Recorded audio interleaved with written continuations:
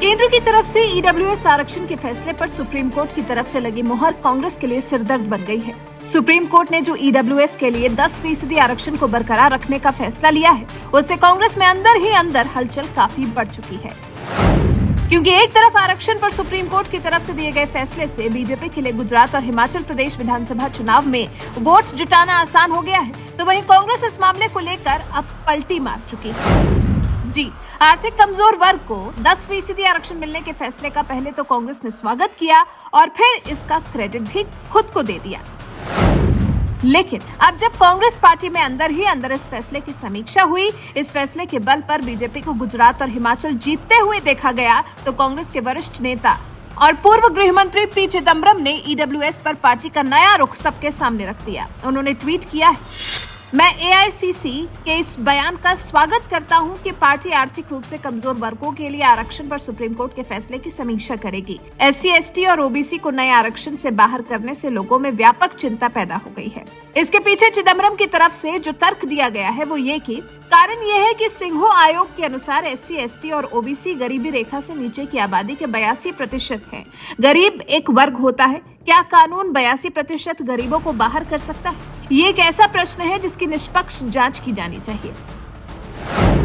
दरअसल हुआ ये है कि देश की सर्वोच्च अदालत ने तो केंद्र सरकार के इस फैसले की तरफदारी करते हुए इसे सही ठहरा दिया है, लेकिन जो विरोध करने वाले हैं उनको लगता है कि इसके बल पर तो बीजेपी सवर्णों का पूरा ही वोट हासिल कर ले जाएगी, जिससे अब तो विधानसभा चुनाव क्या लोकसभा चुनाव में भी बीजेपी की जीत सुनिश्चित हो सकती है।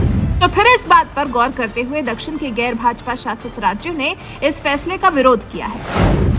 तमिलनाडु के मुख्यमंत्री एमके स्टालिन ने राजधानी में एक सर्वदलीय बैठक बुलाकर ईडब्ल्यूएस आरक्षण से संबंधित 103वें संशोधन को अस्वीकार कर दिया, जिस बैठक में कांग्रेस भी शामिल थी। मतलब सिंघो आयोग को आधार बनाकर अब ये बीजेपी के विरोधी देश की सर्वोच्च अदालत के फैसले को मानने से इनकार करने की कोशिश कर रहे हैं, बल्कि सुप्रीम कोर्ट के फैसले का विरोध कर रहे हैं। जबकि जब फैसला सुनाया गया था तब कांग्रेस इस अद्भुत फैसले का क्रेडिट खुद को देने से कहीं भी पीछे नहीं रही थी। अब जिस सिंघो आयोग को आधार बनाकर चिदम्बरम अब ईडब्ल्यूएस कोटे के समर्थन की समीक्षा की बात कर रहे हैं, उसी को आधार बनाकर कांग्रेस के कम्युनिकेशन हेड जयराम रमेश ने फैसले का क्रेडिट कांग्रेस को दे दिया था। ईडब्ल्यूएस कोटे पर सुप्रीम कोर्ट के फैसले का स्वागत करते हुए उन्होंने कहा था, आरक्षण देने की प्रक्रिया की शुरुआत मनमोहन सिंह की सरकार ने की थी, बल्कि जयराम रमेश ने तो आरक्षण लागू होने में देरी के लिए मोदी सरकार को कटघरे में खड़ा कर दिया था। उन्होंने कहा था, मनमोहन सिंह सरकार ने सिंघो आयोग का गठन करके इस प्रक्रिया की शुरुआत की थी। इस आयोग ने जुलाई 2010 में अपनी रिपोर्ट दी थी। इसके बाद व्यापक विचार विमर्श हुआ और साल 2014 तक विधेयक तैयार हो गया। मोदी सरकार को विधेयक को लागू करने में 5 साल लग गए। मतलब जयराम रमेश जो तब कह रहे थे और अभी जो पी चिदम्बरम कह रहे हैं, ऐसा लग रहा है जैसे कांग्रेस के अंदर बात ही नहीं की जाती कि मीडिया के सामने कब क्या किसे कहना है। जयराम रमेश ने ईडब्ल्यूएस आरक्षण का क्रेडिट लेने के लिए इतिहास खंगाल डाला, वहीं कांग्रेस के वरिष्ठ नेता पी चिदम्बरम इस फैसले को लेकर चिंता की बात करने लगे हैं, इस पर गहन मंथन की बात करने लगे हैं। जबकि कांग्रेस ने साल 2009 और साल 2014 के लोकसभा चुनाव के दौरान अपने घोषणा पत्र में कहा था, एससी, एसटी और ओबीसी के मौजूदा आरक्षण को किसी भी हाल में प्रभावित नहीं होने दिया जाएगा। इसको प्रभावित किए बिना सभी समुदायों के लिए ईडब्ल्यूएस आरक्षण दिया जाएगा। लेकिन अब जब स्टालिन की अध्यक्षता में सर्वदलीय बैठक हुई है तो इस बात पर कंफ्यूजन पैदा हो गई है, क्योंकि फैसले का पूरा क्रेडिट लोग मोदी सरकार को देने लगे हैं और इस फैसले के लिए वोट भी मोदी सरकार की ही झोली में गिरने वाले हैं। अब कांग्रेस ने अपने ही दिए बयान से पलटी ले ली है। वही कांग्रेस की चिंता भी लाजमी है। उत्तर भारत से कांग्रेस लगभग साफ हो चुकी है और अब केंद्र के इस फैसले से दक्षिण भारत में भी जो थोड़े बहुत मतदाता बचे हुए हैं, उनके खो जाने का डर अब विरोधियों को सता रहा है।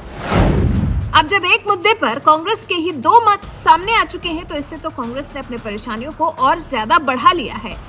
जब पार्टी के अंदर ही किसी एक मुद्दे को लेकर एक मत नहीं है, वो भी पार्टी के इतने बड़े बड़े नेता, तो इससे आसानी से समझा जा सकता है कि पार्टी की अंदर से आखिर हालत है क्या।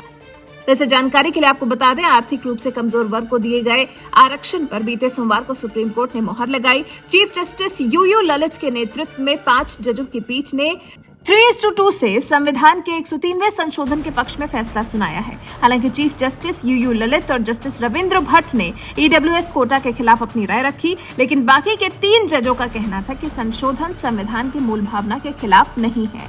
ईडब्ल्यूएस कोटे के सामान्य वर्ग को 10% आर्थिक आधार पर आरक्षण मिला हुआ है। इस फैसले को सुप्रीम कोर्ट में चुनौती दी गई थी शीर्ष अदालत ने, लेकिन आरक्षण पर रोक लगाने से इनकार कर दिया। इस फैसले के साथ ही अब देश में आर्थिक रूप से पिछड़े सवर्णों को 10% आरक्षण जारी रहेगा, जिस पर अब कांग्रेस की भी आपस में राय बटी हुई नजर आ रही है। वैसे कांग्रेस के इस कंफ्यूजन पर आपका क्या रिएक्शन है, कमेंट कर हमें जरूर बताएं।